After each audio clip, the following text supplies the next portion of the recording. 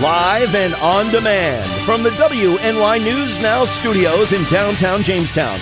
This is WNY News Now.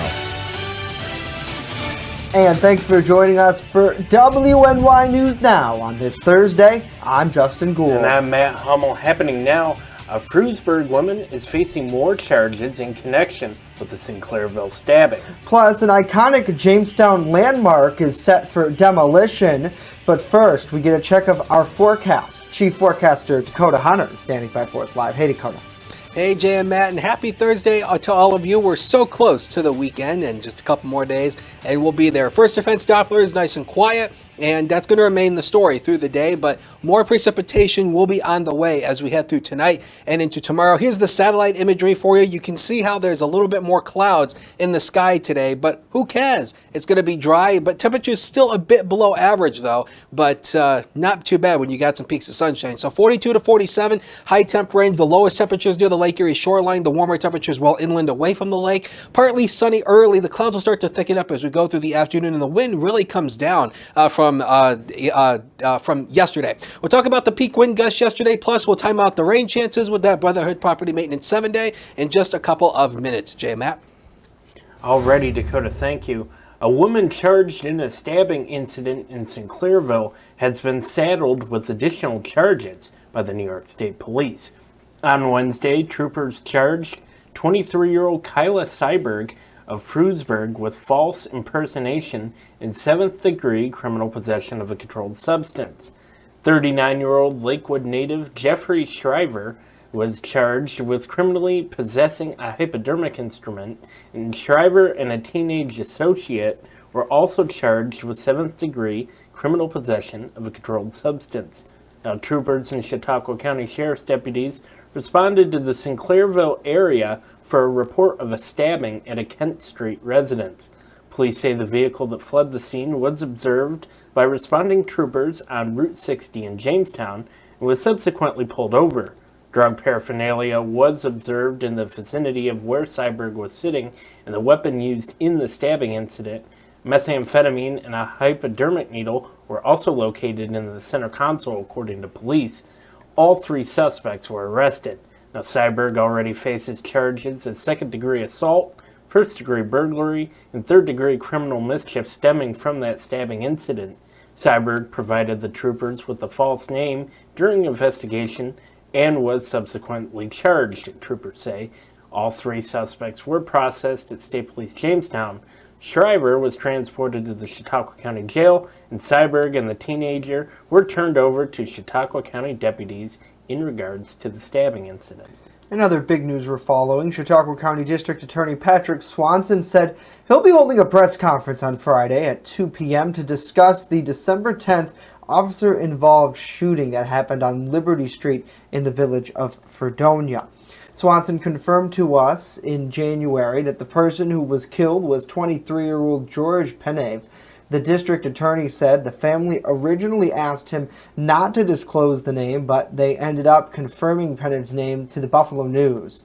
The DA previously added that he hopes to make the investigation process transparent and thorough. Patrolman Nathan Shriven was the officer, according to a release in December by Fredonia Police. Officer Shriven has 15 years of full-time experience with the Village of Fredonia Police Department. He was reportedly wearing a body camera at the time of the incident. Footage from that body camera was utilized by members of the New York State Attorney General's office in determining that the incident did not require involvement of their office. WNY News Now will be in attendance of that press conference. Stream it live on our Facebook page, website, and mobile app. A Jamestown resident was one of 7 people arrested in a Wednesday evening drug raid in Olean. 23-year-old Aofi McElrath of 68 Victoria Avenue was charged with 3rd-degree felony criminal possession of a controlled substance and criminally using drug paraphernalia. The Olean Police Department Street Crimes Unit, Emergency Response Unit, and the Cattaraugus County Sheriff Department Special Response Team and K-9 Unity executed a search warrant on North 8th Street. The Southern Tier Regional Drug Task Force also assisted at that scene. Police say that several occupants attempted to flee out of a second-story window, but were detained on a porch roof by police. Those arrested were remanded to the Olean jail, pending arraignment. And because of a new state law, New York State Police will no longer release mugshots to the media or in current press releases. State Police spokesman said the move is a result of a law that bans releasing booking photos. Chautauqua County Sheriff Jim Quattrone, in an interview with WNY News Now this morning, said that he's reviewing the new law and how it impacts the department. He said there is a fine line between protecting the accused and protecting the public. Quattrone said, all being equal, he would prefer to release mugshots in most cases. Yeah, if I'm legally able to, we will be releasing them. With some limitations, I get torn on some of them because there is a balance. You know, my goal is really to see a reduction in the recidivism, and my fear is sometimes those mugshots can be used against, you know, some of the people who are getting out and for whatever reasons now they can't find employment. So trying to balance that is are we ruining people's chances for employment? But yet we have to also protect the public safety. Now, previously, Dunkirk Police Chief David Ortolano told us that he was reviewing the matter, but believes people have the right to observe mugshots and obtain booking information. And Matt, we've seen mixed comments on our posts about this story. A lot of people are really happy to see that mugshots won't be scattered throughout. Say the sheriff's website has a database of the mugshot and then who's booked into county jail. Quattrone hasn't made any decisions about changing anything on his line, but certainly for New York State Police, how the process works for us is if they send us a news release, say someone is charged with DWI, there generally is a mugshot there, and we include that in with our story. With the move from this new law and New York State Police abiding by it, we won't have that anymore. It will just be whatever image our art department comes up with. So interesting move either way, and I think that looking at it, like Quattrone said, it needs to be looked at, and there needs to be a fine line for sure. And my understanding too is they can still release mugshots for law enforcement purposes. Correct. So what constitute those purposes? Right. We're going to find out. Right. Now, how detailed are the guidelines, really? Are law enforcement purposes, say police send out a release with a number of arrests from a raid or something, that's law enforcement purposes. We could receive that. But at the same time, they're no longer obligated to send it out. Yeah. But they weren't in the first place, really. That's true. I mean, in looking back to briefly here, I was the one that spoke to Chief Ortolano back in, I think it was January, when this story first came out, there was a possibility. And Chief, as we reported just a few minutes ago, he didn't know the specifics of the Cuomo proposal, so he didn't want to comment specifically on that. But he brought up a valid point from one part of the perspective, is people out in the community, Ortolano said, should know what these people look like that are committing the crimes. And I know we don't have a ton of time, but we were talking about in the newsroom this morning, it's like if someone was arrested for X and you see a report on WNY News Now, you read their name and there's a photo attached to it, just hypothetically speaking, then you see that guy obviously would make bail, guy or woman, it doesn't matter, and they're walking around in your neighborhood now. It's good to know to maybe keep your kids away from them, right? Yeah. Whatever it may be. So, and obviously they're innocent until proven guilty in a court of law. So it's such a fine line. It certainly is. And I want to answer Wendy's question. She said, so they won't post them online anymore either. And for New York State Police, that's correct. Yeah. They're not posting any more mugshots at all unless it's for a specific police purpose. Say they're searching for a wanted subject and they have a past mugshot, they could show it. Or there is a, Amber Alert or something like that, they would most likely throw that out there as well. For the news purposes, we were speaking with our legal team a little bit this morning. The law does not define whether we can show mugshots or not. If we're able to obtain them, we'll continue to run them with our reporting, and we can obviously use past mugshots. So certainly very, very interesting. And we'll keep on it, and we'll wait to hear what Sheriff Quattrone. He's meeting with people this afternoon, so we'll keep Chautauqua County wise keep on top of that for sure. Hello to Gary. I know we're talking. Our producer saying we got to go to break, but Jay, good afternoon to you. Hello to Wendy as we talked to. No more snow, Gary, please. And looks like Thomas is joining us. I'm going to break. Don't worry. Barbara, hello to you. I like talking to the people before doing the rest of the stuff. So coming up, statewide testing resumed today after computer issues this week. We'll tell you more about that. But first, Congressman Reed, he's reacting to New York State's budget, why he says there are positives and negatives. Dakota. Ooh, my ear hurts. Our producer's yelling. Olean Sky Vision camera, live look downtown, and not as much sunshine, but yeah, we'll talk about it. News Now at Noon continues in just a minute. When I'm streaming and I'm talking to my community, we have that literally split-second interaction. If somebody says hello, I say hello right back immediately, and it kind of creates that connection. Because like my subscribers and my followers, we pretty much go by Re-Ups Army. All the hate and everything that goes around, that's kind of like our mission statement. Is just be positive and enjoy each other's time. It's more or less just trying to use the internet in a positive way. Like we all from around the world get to connect on the same level, which is, we all love video games. Mixer.com/Re-Up. I'm live every single day, 8 p.m.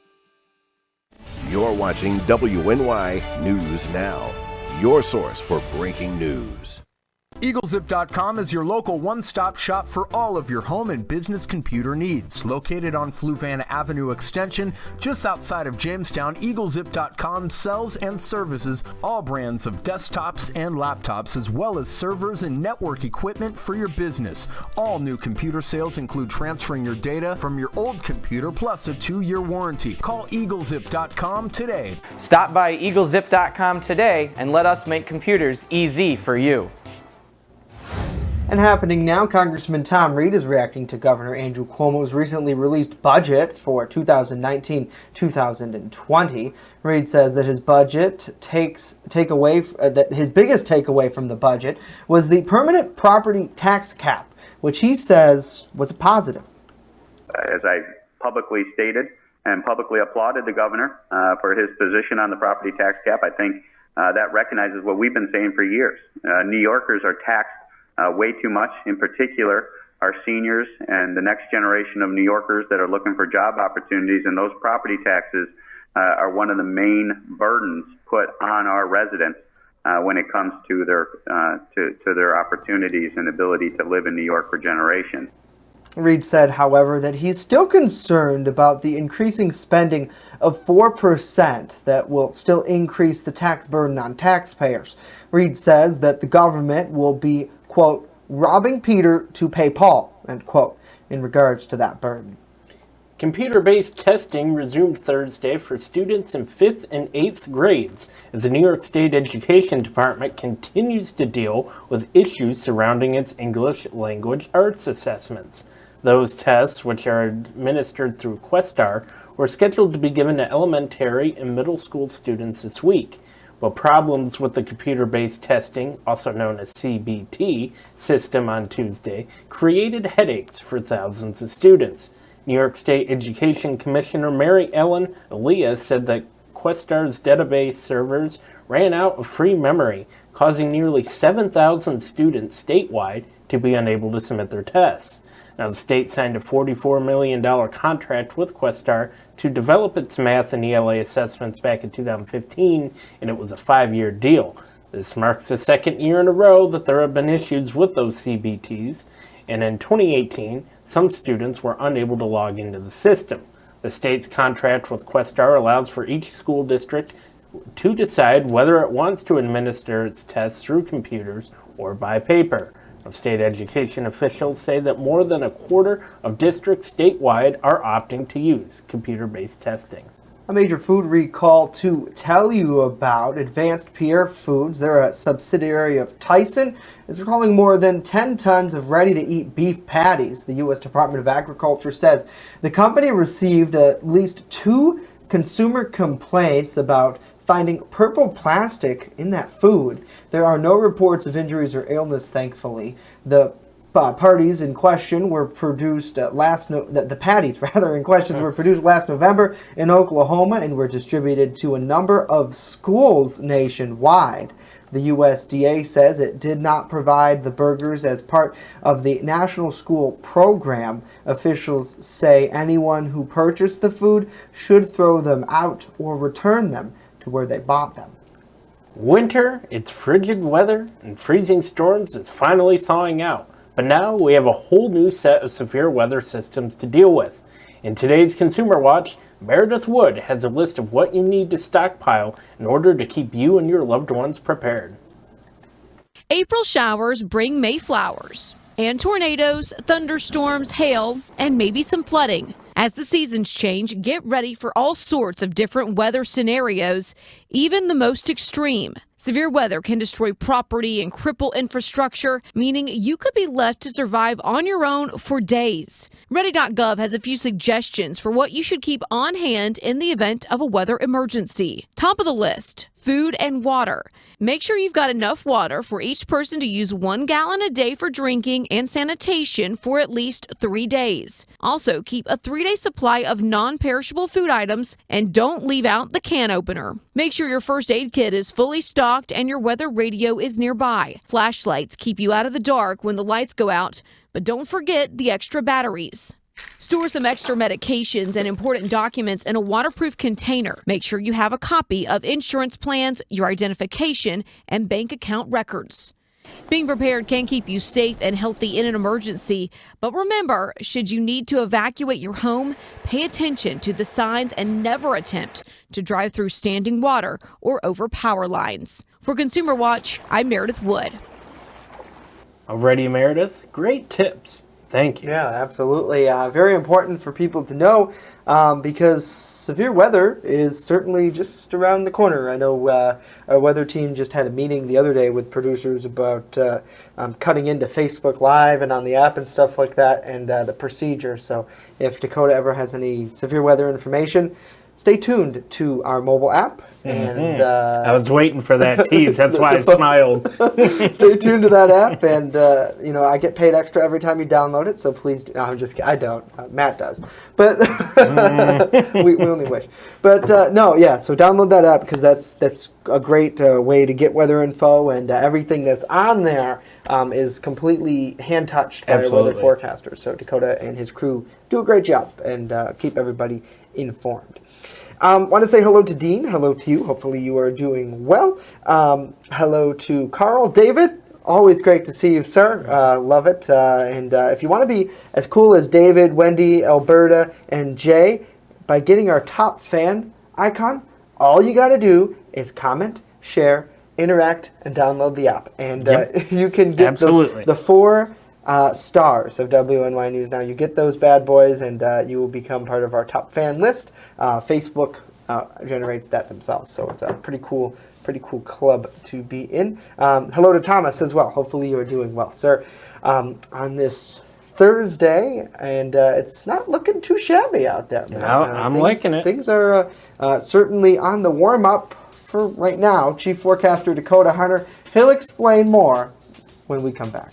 And later, an iconic Jamestown landmark will be torn down. Details on that site's history and a national TV show that's being filmed right now.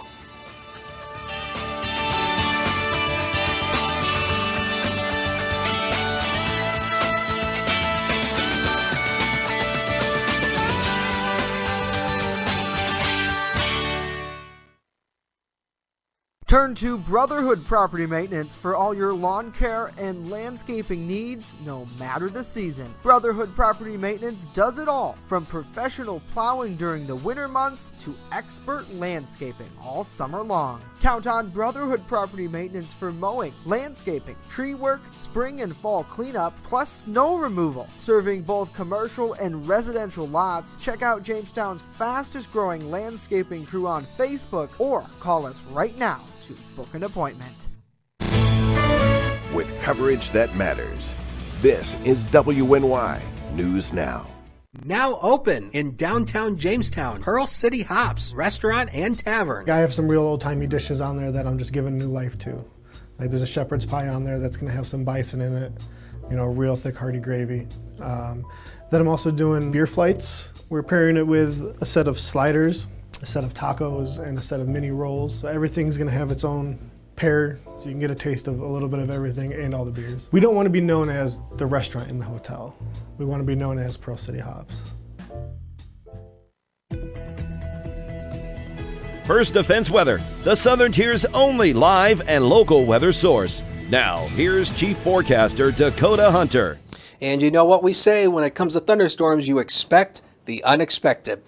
44 was the high yesterday, and I want you to focus on the records here because, you know, I told you about this, about how, you know, this month is sort of like a transition month. Back in 1981, the high was 72 degrees. That's the record high for today. And back in 1982, the record low was 15 degrees. So we can have a smorgasbord of weather this time of the month. And it's not that uncommon to have that. So again, mainly dry for today, but wet weather will return tonight, lasting through Friday. There is a chance for some very wet, light snowflakes that may mix with some sleet later on tonight into early tomorrow morning, but the best chance of that's going to be eastward away from western New York, and I'll show you that in just a minute here. The weekend improves with warming temperatures, and we get more widespread rain to come in here on Monday, but boy, it was a batten down the hatches kind of day yesterday. This is the peak wind gust at the Jamestown airport, 44 miles per hour, but man, it blew a lot of stuff around. I saw some trash cans moving around yesterday.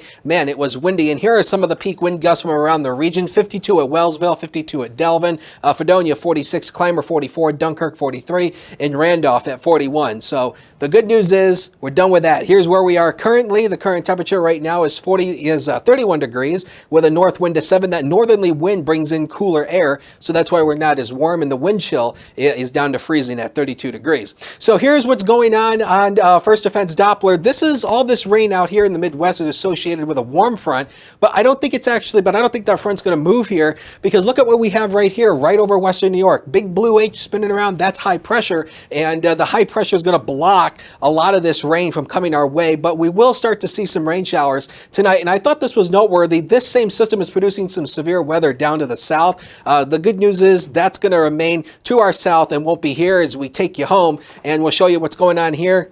Nothing. That's pretty much about it. So dry throughout the day. We'll show you the future here on Future Scan. Again, the day will be dry, but here we go into tonight. You can see the rain starting to come our way. Now this purple area here is the chance for some sleet, maybe a little bit of ice, but minute.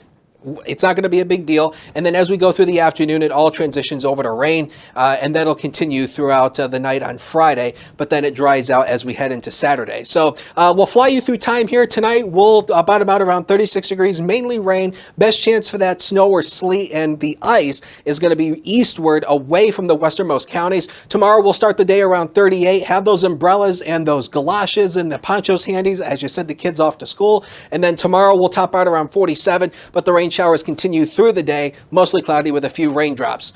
Future coming up right now, powered by Brother Property Maintenance. 47 Friday, 59 Saturday, and we're back into the 60s for Sunday and Monday. Now Monday we'd be in the 70s if it wasn't for the rain, so that'll hold us down, and then temperatures go back down to the 50s and the 40s for midweek. Sports is next. Don't go away.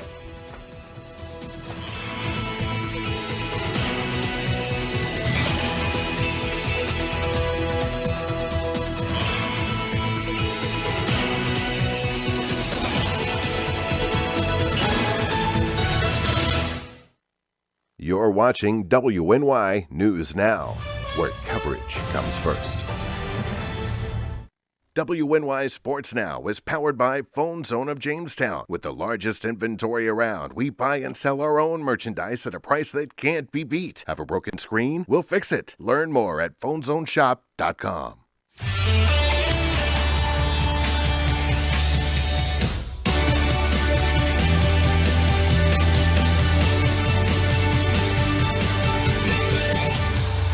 Happy Thursday, sports fans. We are nearing the end of the work week. Welcome back to WNY News Now. I'm Norm Rodriguez with a look at sports. The Westfield Wolverines varsity baseball team won their first game of the season after defeating the Panama Panthers 11-6 on Wednesday.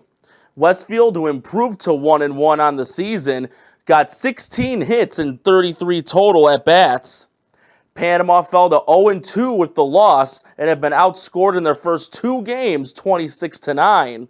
Westfield will be back in action later this afternoon at 4:30 as they will be on the road for a conference game against the Brockton Bulldogs. Meanwhile, Panama's next game will be a conference game on Friday as they will host the Clymer Pirates. In college baseball action, later this afternoon at 2 o'clock, the Jamestown Community College Jayhawks baseball team will be on the road for a doubleheader against Tompkins Cortland Community College. The second game of the doubleheader will be at 4 o'clock. JCC is off to a 1-2 start, losing their last game on Tuesday 12-1 against Penn State at Du Bois. It is the second of 14 doubleheader games the Jayhawks will be playing in the month of April. Also to happen this afternoon with a 1:10 first pitch, the New York Mets will begin a 3-game home series against the Washington Nationals. New York is off to a 5-1 start and are coming off of a 3-game sweep of the Miami Marlins on the road. The Nats, meanwhile, are 2-3, winning their last game 9-8 against the Philadelphia Phillies on Wednesday night. Noah Syndergaard will get the start for the New York Mets, and Steven Strasburg will get the start for the Washington Nationals on the mound. The game will be televised on Sportsnet New York and can be viewed on the MLB at Bat app. That's it for sports today. Justin and Matt, back to you. All right, Norm, thank you very much. Well, this is a story that's trending right now. An iconic City of Jamestown property is slated to be demolished. The former Galloway Mansion and current Moose Lodge at 405 East 5th Street was recently obtained by the Chautauqua County Land Bank and sold.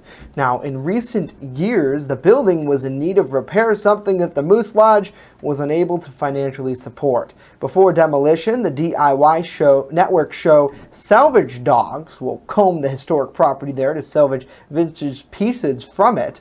The show hosts Robert Culp and Mike White recover everything from doors, windows, mantles, and more. According to the show's website, once the items are recovered, the team sells those valuables to a wide range of clients, from construction workers to high-end interior designers who use them to restore other historical buildings and add character to newer structures. Filming for the show began on Tuesday, will continue into midweek.